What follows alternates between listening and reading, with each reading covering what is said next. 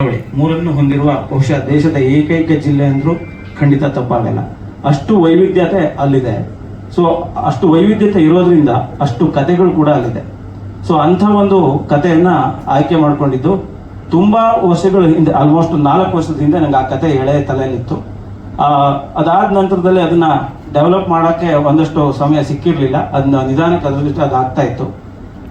ಆ ಸಂದರ್ಭದಲ್ಲಿ ನಾನು ಏನೇ ಮಾಡೋದಿದ್ರು, ಏನೇ ಕೇಳೋದಿದ್ರು ನನ್ನ ಪರಮ ಪೂಜ್ಯ ಗುರುಗಳಾದ ಶ್ರೀ ಶ್ರೀ ರಾಮಾನಂದ ಅವಧೂತ ಸ್ವಾಮೀಜಿಗಳಲ್ಲಿ ಅದನ್ನ ಕೇಳ್ಕೊಂಡೇ ಶುರು ಮಾಡೋದು. ಆದರೆ ಇದೊಂದು ವಿಚಾರವನ್ನ ಅವ್ರ ಹತ್ರ ಕೇಳ್ಕೊಳ್ಳೋದಕ್ಕೆ ನನಗಾಗಲೇ ಇಲ್ಲ.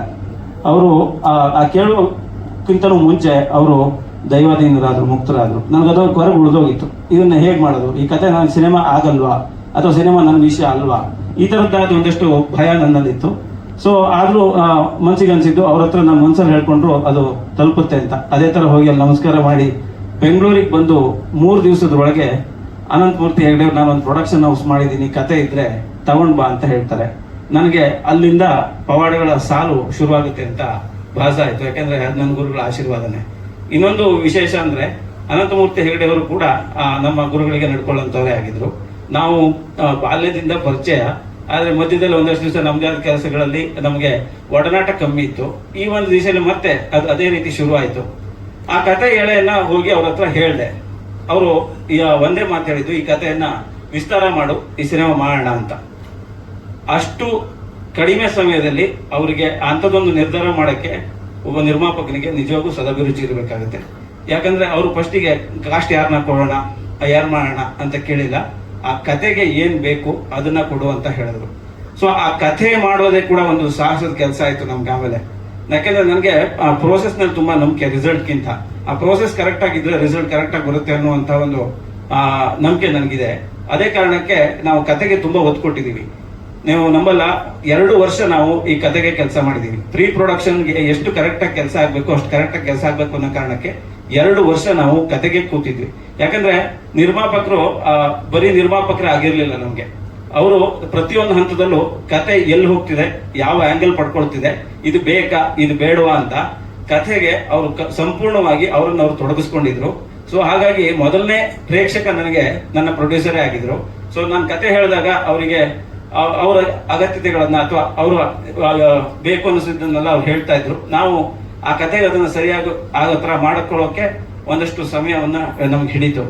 ಅಂಡ್ ಆ ಕತೆಗೆ ಪಾತ್ರಧಾರಿಗಳನ್ನ ಹುಡುಕೋದು ಕೂಡ ಅಷ್ಟೇ ಕಷ್ಟ ಆಗಿತ್ತು. ಒಬ್ಬ 2 ಊರಿನ ಕತೆ ಸರ್ ಇದು, ವೈತರಣಿ ಮತ್ತೆ ಪಿಳ್ಳಂಗದೆ. ಇದಕ್ಕಿಂತ ಜಾಸ್ತಿ ನಾ ಇನ್ ಕತೆ ಬಗ್ಗೆ ಇನ್ನೇನು ಹೇಳಕ್ ಹೋಗಲ್ಲ. ಆ ವೈತರಣಿ ಅನ್ನೋದು ಒಂದು ಸಿದ್ಧಿ ಕುಟುಂಬಗಳ ಕತೆ. ಆ ಸಿದ್ಧಿ ಕುಟುಂಬದ ಹುಡುಗನ್ನ ನಾನು ಹೀರೋ ಮಾಡಬೇಕು, ನನಗೆ ಅಲ್ಲಿ ಕಲಾವಿದರನ್ನ ಹುಡುಕ್ಬೇಕು. ಮತ್ತು ಅಲ್ಲಿ ಅವರು ಒಂದು ವಿಷಯ ಹೇಳ್ತೀನಿ, ಅವ್ರು ಎಲ್ಲರೂ ಹುಟ್ಟು ಕಲಾವಿದರು ಸರ್. ಅವ್ರು ನಿಜವಾಗೂ ಅವ್ರ ರಕ್ತದಲ್ಲೇ ಆ ಕಲೆ ಅನ್ನೋದಿದೆ. ಅದನ್ನ ನೀವು ಒಬ್ಬ ಡ್ಯಾನ್ಸರ್ ಆಗಿ ರೂಪ ಮಾಡ್ಕೋತಿರೋ, ಆಕ್ಟರ್ ಆಗಿ ಮಾಡ್ಕೋತಿರೋ, ಅಥವಾ ಫೈಟರ್ ಆಗಿ ಮಾಡ್ಕೋತಿರೋ, ಅಥವಾ ಚಿತ್ರಕಾರನಾಗಿ ಮಾಡ್ಕೋತಿರೋ, ಅದು ಅವ್ರನ್ನ ತಿದ್ದೋರಲ್ಲಿ ಇರ್ತದೆ. ನನಗೊಬ್ಬ ನಟ ಬೇಕಿತ್ತು. ನಾನು ಅವರನ್ನ ಹುಡ್ಕೊಂಡು ಹೊರಟಾಗ ನನ್ನ ಅಣ್ಣ ಕೃಷ್ಣಮೂರ್ತಿ ಹೆಗಡೆ ಅವರಿದ್ದಾರೆ. ಅವ್ರ ಮನೆಯಲ್ಲಿ ಅವ್ರ ಜೊತೆ ಒಬ್ಬ ಸೆಲ್ವಿನ್ ಅಂತ ಹುಡುಗ ಇದ್ದ. ಆತ ಅವ್ರ ಜೊತೆ ಟ್ರ್ಯಾಕ್ಟರ್ ಓಡಿಸ್ತಾ ಇದ್ದ. ನನ್ಗೆ ಅವ್ರನ್ನ ನೋಡಿದ ತಕ್ಷಣ ಇವನ್ ನನ್ನ ಹೀರೋ ಅಂತ ಅನ್ಸಿತ್ತು. ಬಟ್ ಆತ ಯಾವುದೇ ನಟನೆಯ ಬ್ಯಾಕ್ಗ್ರೌಂಡ್ ಇಲ್ಲದೆ ಇದ್ದಂತ ಹುಡುಗ. ಅವನನ್ನು ನಾನು ಆಕ್ಟರ್ ಮಾಡಬೇಕು ಅನ್ನೋದು ಅಲ್ಲಿಂದ ಚಾಲೆಂಜ್ ಶುರುವಾಗುತ್ತೆ. 2 ವರ್ಷಗಳ ಕಾಲ ನಾನು ಅವರನ್ನ ನನ್ನ ಜೊತೆಗೆ ಇಟ್ಕೋತೀನಿ ಕತೆ ಮಾಡೋ ಸಮಯದಲ್ಲಿ. ಸಂಪೂರ್ಣವಾಗಿ ಬಂದ ತಕ್ಷಣ ಕೂಡ ಓದೋಕೆ ಕಷ್ಟ ಇತ್ತು, ಬರೆಯೋಕೆ ಕಷ್ಟ ಇತ್ತು. ವಿದ್ಯಾಭ್ಯಾಸ ಇದೆ, ಆದ್ರೆ ಅದ್ರದ್ದು ಟಚ್ ತಪ್ಪೋಗಿತ್ತು.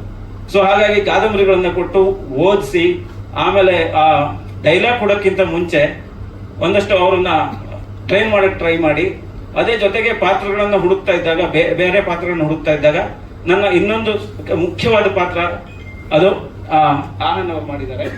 ಅವರು ನನಗೆ ಇಲ್ಲಿ ಕೇವಲ ಪಾತ್ರಧಾರಿಗಳಲ್ಲ, ನನ್ನ ನಾಯಕನನ್ನ ತಿದ್ದುವಲ್ಲಿ ಅವರ ಶ್ರಮ ಕೂಡ ತುಂಬಾ ದೊಡ್ಡದಿದೆ. ಅವರು ಥಿಯೇಟರ್ ಬ್ಯಾಕ್ಗ್ರೌಂಡ್ ಇಂದ ಬಂದಂತವ್ರು.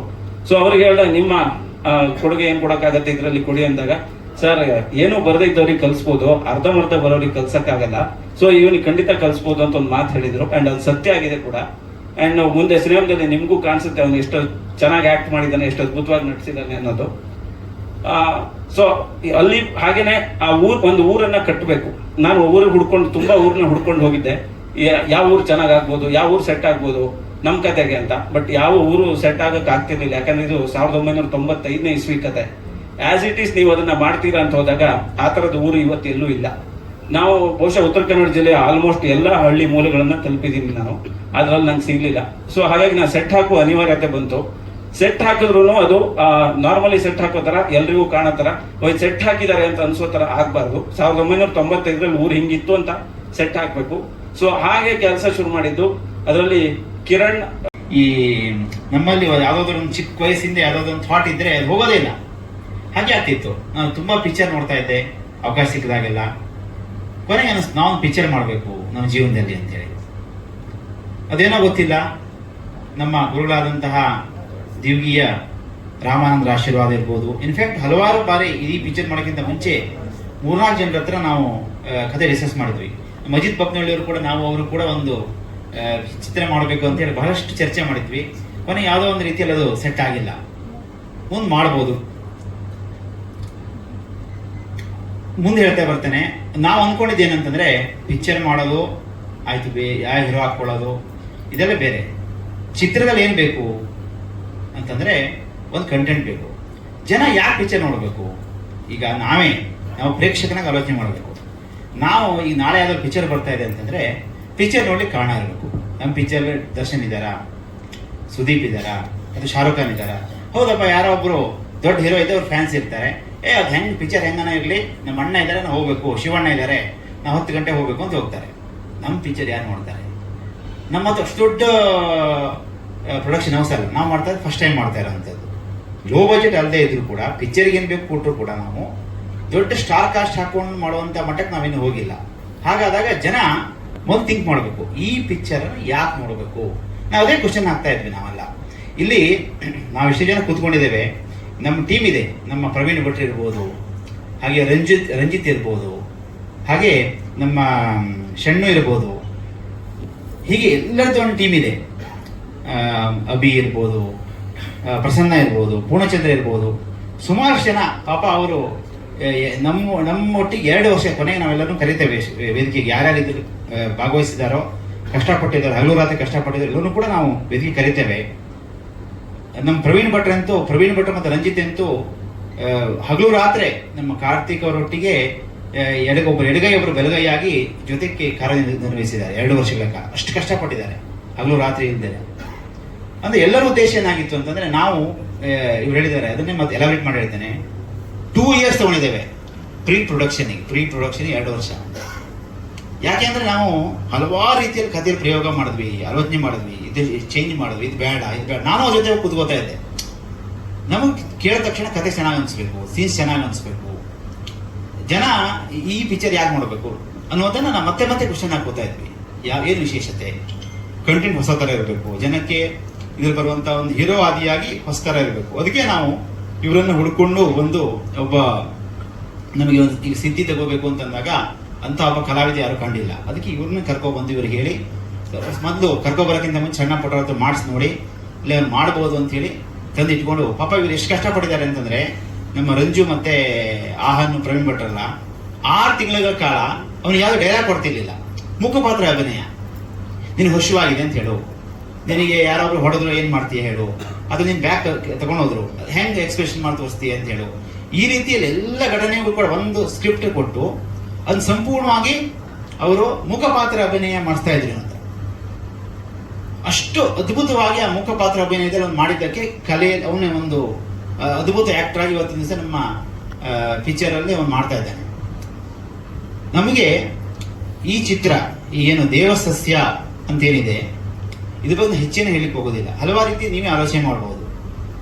ಇನ್ನೊಂದು ರೀತಿ ಹೇಳಬೇಕು ಅಂದ್ರೆ, ಇದನ್ನ ನಾನು ಹೇಳ್ತೇನೆ, ಅವ್ರ ಪರ್ಮಿಷನ್ ತಗೊಂಡಿಲ್ಲ. ವಿಶೇಷವಾದಂಥ ಸಸ್ಯ, ಆಯ್ತಾ? ಆಸ್ ಕೂಡ ಸಂಜೀವಿನಿ, ನೀವು ಸಂಜೀವಿನಿ ಬೇಕಾದ್ರೆ ಕಂಪೇರ್ ಮಾಡ್ಬೋದು. ಒಂದು ವಿಶೇಷವಾದ ಸಂಜೀವಿನಿ ಗಿಡ ಇದ್ರೆ ಹೇಗಿರುತ್ತೆ ಆ ರೀತಿ ಅನ್ಕೋಬಹುದು.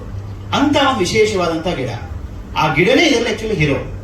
ಎಲ್ಲ ಉಳಿದ ಪಾತ್ರಧಾರಿಗಳಕ್ಕಿಂತ ಈ ಏನು ಆ ಗಿಡ ಇದೆ, ಈ ಪಿಕ್ಚರ್ ಕಥೆ ಇದೆ, ಅದೇ ಒಂದು ವಿಶೇಷವಾದಂಥ ಒಂದು ಚಿತ್ರದ ಕತೆ ಜೀವಾಳ ಅದು, ಆಯ್ತಾ? ಅಂತ ಒಂದು ಕಂಟೆಂಟು ಅಂದ್ರೆ ಅದು ನೋಡಿದಾಗ ಎಲ್ಲರಿಗೂ ಕೂಡ ಈ ಚಿತ್ರದಲ್ಲಿ ಇನ್ನು ಮುಂದುವರೆದು ಹೇಳಬೇಕು ಅಂತಂದ್ರೆ, ಇದು ಒಂದು ನಮ್ಮ ಚಿತ್ರದ ಪ್ಲಸ್ ಪಾಯಿಂಟ್. ಒಬ್ಬ ಸಿದ್ಧಿ ಜನಾಂಗದ ಯುವಕ ಹಳ್ಳಿಯಿಂದ ಕರ್ಕೊಬಂದು ಅವರನ್ನ ಹೀರೋ ಮಾಡಿರುವಂಥದ್ದು ಒಂದು ಅದ್ಭುತವಾದಂತಹ ಒಂದು ಪ್ಲಸ್ ಪಾಯಿಂಟು. ಮತ್ತೆ ಆ ಹಳ್ಳಿಯ ಊರು ಉತ್ತರ ಕನ್ನಡ ಜಿಲ್ಲೆಯ 30 ವರ್ಷ ಹಿಂದೆ ಇದ್ದಂತಹ ಒಂದು ಊರನ್ನು ನಾವು ಸೆಟ್ ಹಾಕಿ ತೋರಿಸಿರುವಂಥದ್ದು ಸಂಪೂರ್ಣ ನ್ಯಾಚುರಲ್ ಆಗಿ. ತಾವು ಕೇಳ್ತಾ ಇದ್ರಿ ಒಂದು ಕೆಟ್ಟ ಮಾತಿದೆಯಲ್ಲ ಅಂತೇಳಿ, ಆ ಒಂದು ಪಾತ್ರಕ್ಕೆ ಬೇಕಾಗತ್ತೆ. ಈಗ ನೀವು ತಮ್ಗೆ ಗೊತ್ತಿದೆ, ತಾವು ಹಳ್ಳಿ ನೋಡಿರ್ತೀರಿ. ನೀವು ಹಳ್ಳಿಗಳ ಕಡೆ ಎಲ್ಲ ಹೋದ್ರೆ ಈ ಭಾಷೆಗಳೆಲ್ಲ ಮಾಮೂಲಿ. ಅದು ಹಳ್ಳಿಗಳ ಕಡೆ ಮಾತಾಡ್ಬೇಕಾದ್ರೆ ಅಥವಾ ಸ್ಲಮ್ಗಳಲ್ಲಿ ಮಾತಾಡ್ಬೇಕಾಗಿರ್ಲಿ ಅಥವಾ ಇಲ್ಲಿ ಮಾತಾಡ್ಬೇಕಾಗಿರ್ಲಿ ಶಬ್ದಗಳು ನಾರ್ಮಲ್ ಆಗಿ ಬರುತ್ತೆ. ನೀವು ಅಷ್ಟೊಂದು ತುಂಬಾ ಗೌರವಯುತವಾಗಿ ಮಾತಾಡ್ತಾ ಇದ್ರೆ ಅದಕ್ಕೆ ನೀವು ರಿಯಾಲಿಟಿ ಬರೋದೇ ಇಲ್ಲ, ಅದು ಆಗೋದೇ ಇಲ್ಲ. ಶಬ್ದಗಳು ಬಂದೇ ಬರುತ್ತೆ. ಈ ಬೆಂಗಳೂರಲ್ಲೂ ಕೂಡ ನೀವು ಸ್ಲಮ್ ಏರಿಯಾಗಳಲ್ಲಿ ಹೋದ್ರೆ ಶಬ್ದಗಳು ಹೆಂಗೆ ಬರ್ತದೆ ಅಂತ ವೇದಿಕೆ ಮೇಲೆ ಹೇಳಿಕ್ಕಾಗಲ್ಲ, ನೀವೇ ಸೆನ್ಸರ್ ಮಾಡ್ಬಿಡ್ತೀರಿ, ಹೇಳಿಕ್ಕಾಗಲ್ಲ. ಆ ರೀತಿಯಲ್ಲಿ ನಾವು ನ್ಯಾಚುರಲ್ ಆಗಿ ಬರಬೇಕು ಅನ್ನೋ ಉದ್ದೇಶಕ್ಕೆ ಹಾಕಿರೋದೇ ವಿನಃ ಮತ್ತೆ ಬೇರೆ ಉದ್ದೇಶ ಏನಿಲ್ಲ.